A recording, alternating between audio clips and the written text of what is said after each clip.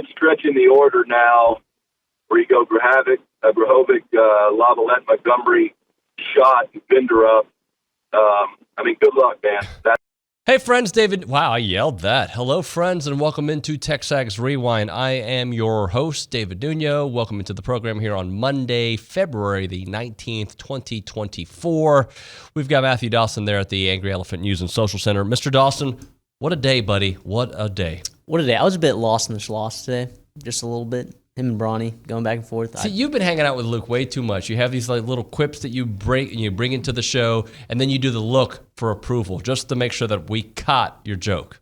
He who has no Schloss is lost, right? But the same man can be also lost in the Schloss.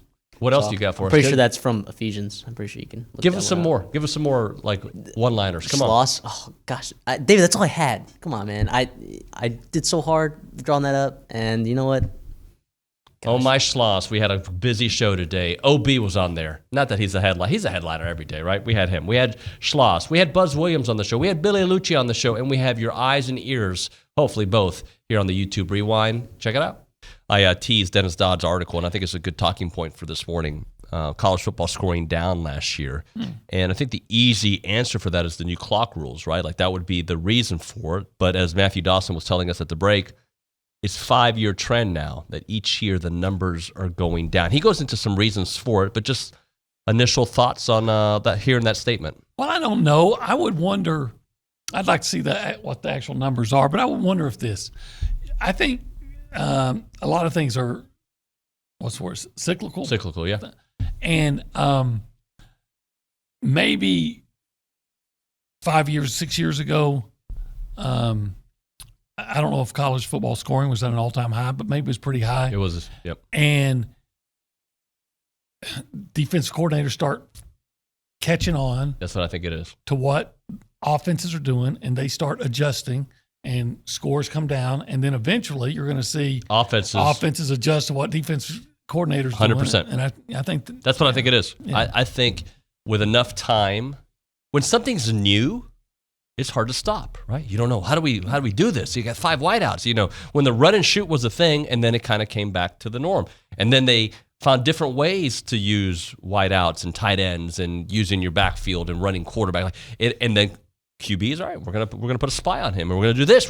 And I think with evidence and time, people catch up. Let me read you some of the numbers. Average scoring was down to 27.78 points per game, the lowest since 2009. Total offense was down. Take out Iowa, and that goes up over 30. Right. Total offense was down for the 5th consecutive year at 385 yards, lowest since 2010. Average yards passing, 229.55, lowest since 2010. Average yards rushing, 156.15 since 2009. And then the average touchdowns per game down to 3.47, lowest since 2008. We haven't really talked Jace Lavalette. 3 homers, 4 of 12 over the weekend, 9 RBIs. Phenomenal way to start his 2024. Yeah, and that's great for him because everybody, he didn't get off to the greatest start last year, and but we kept him in there. And I think when you get off to that good start, then you have some confidence. So he put together good at bats. He laid off pitches. Him and Braden both. With that stretching the order now, where you go Grahovic, Lavalette, Montgomery, Schott, and Bender up. Good luck, man. That's good pitchers are going to get those guys too. But if they'll just lay off the bad pitches and swing at the good ones, that's going to be a lot of fun to watch if we can keep them healthy. Coach, I do like some of the pieces you talked about coming off your bench, and it was a small cameo, but we got to see a little bit of what Travis Chestnut can do late in games.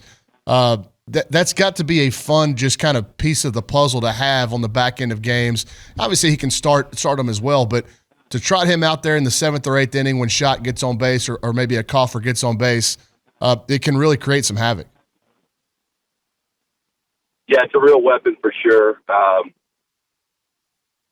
I love Travis as a player. If we could just get him to the point where he can get to first base, from that point forward, everything's pretty awesome and fun to watch. And especially on this team, he would bring a total different dynamic instead of just having the big lumbering power guys. So we're going to keep working with Travis.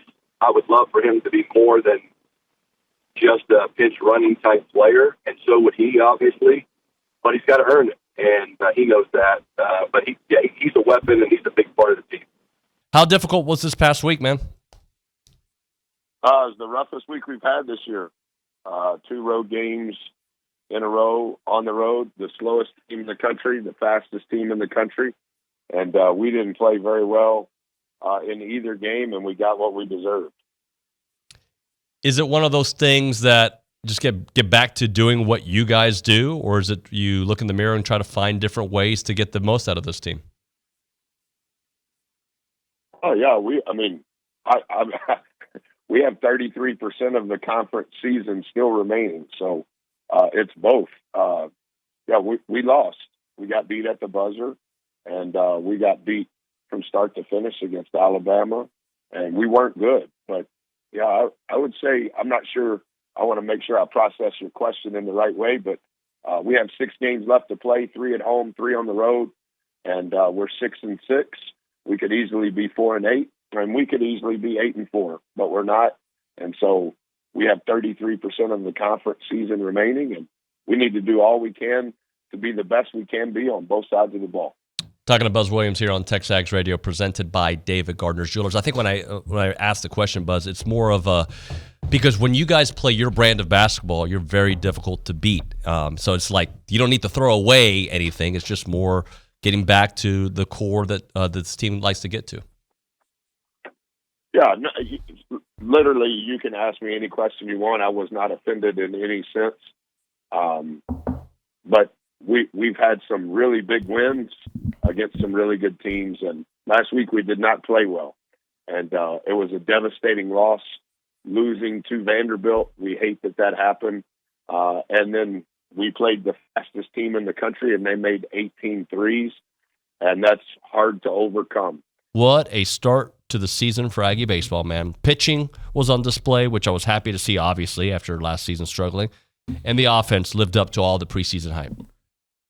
Yeah, I thought it was a tremendous opening weekend. All you could ask for, right? I mean, what was it?